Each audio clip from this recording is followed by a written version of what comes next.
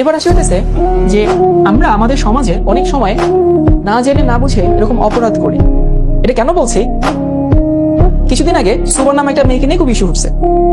ধরো মেয়েটা কোনো একটা পার্টিকুলার ক্লাসে পড়ে, তারপরে হতেছে সে ধরো কিছু একটা করছে, মেয়েটার বয়স বলা হচ্ছে 11 বা 13 বছর, তোমরা ওদের থেকে বয়স অনেক বড় হয়তো।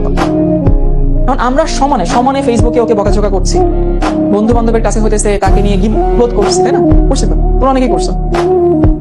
ওই মেয়েটা গিবত করছে, এখন ওই মেয়েটা পালাই গেছে ধরো, বা সেই মেয়েটা ধরো প্রেম করে বা অনৈতিক অনেক কিছু করে, সেই মেয়েটা পাপ করছে। সেই মেয়েটা যদি বড় হয়ে বুঝবান হয়ে আল্লাহর কাছে তওবা করে ক্ষমা চায়, আল্লাহ তাকে ক্ষমা করে দিতে পারে। এবং সেই মেয়েটার পরিস্থিতি চিন্তা করো, ওর বাবা হচ্ছে বাইরে কাজ করে, ওর আম্মা কিন্তু ক্যান্সারের পেশেন্ট। তাহলে আমার বাসায় যদি একজন ক্যান্সারের পেশেন্ট থাকে, আমার বাবা আমার দিকে খেয়াল রাখবে? আমার মা তো খেয়াল আমার দিকে রাখতেই পারবে না, অবশ্যই স্বাভাবিক, কারণ সে নিজেই তো ভাই, যদি কারো বাসায় ক্যান্সারের পেশেন্ট থেকে থাকে তাহলে সে তো যেন আমার বাসায় আছে আমি জানি। মানে আমার আম্মুর, আমি যখন অনার্স ফার্স্ট ইয়ারে তখন আমার আম্মুর ক্যান্সার হয়েছিল, আমার আম্মু এখন আলহামদুলিল্লাহ সুস্থ। আমি জানি যে কি পরিমাণ এখানে মেন্টাল প্রেশার যায়। তো ফ্যাক্ট হচ্ছে যে ওর আম্মা ক্যান্সারের পেশেন্ট, ওর বাবা বাইরে রুটি রুজির জন্য যায়। এখন ওর বাবা কার খবর রাখবে? ওর আম্মার খবর রাখবে নাকি ওর খবর রাখবে? বুঝো কিন্তু ব্যাপারটা। তো ওই যে অনেকে বলতেছে যে ফ্যামিলি তাকে সাপোর্ট দেয়নি, ফ্যামিলি তাকে হচ্ছে গাইডলাইন দেয়। আরে ভাই, ফ্যামিলিতে গাইডলাইন দেওয়ার মতো পরিস্থিতি আছে? নাই তো। ওর ফ্যামিলি তো তোমার আমার ফ্যামিলির মতো না, তাই না?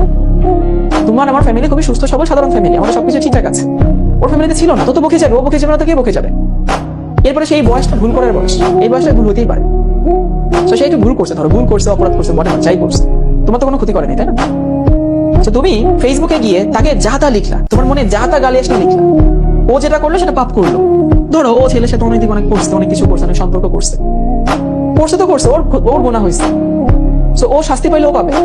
আল্লাহ যদি চান তাহলে ওরা ক্ষমা করেও দিতে পারে, দিতেও পারেন, তুমি জানো না, কিন্তু দিতেও পারে, তুমি কিন্তু জানো না ভাই।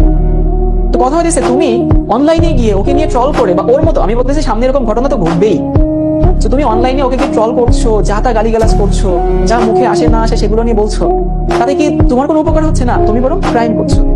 এবং এটা বলা হয়, কেউ যদি আরেকজনের নামে গীবত করে, আরেকজনের নামে বাজে কথা বলে, সে যদি মনে কষ্ট পায়, সে ক্ষমা না করলে আল্লাহ তোমাকে ক্ষমা করবে না। বুঝার চেষ্টা করো জিনিসটা। তোমার যদি ভালো না লাগে ইগনোর করো, তোমার যদি ভালো না লাগে এড়াই চলো। তাকে তো এইসব অনলাইন সোশ্যাল মিডিয়া ট্রায়ালের না তো দরকার নাই।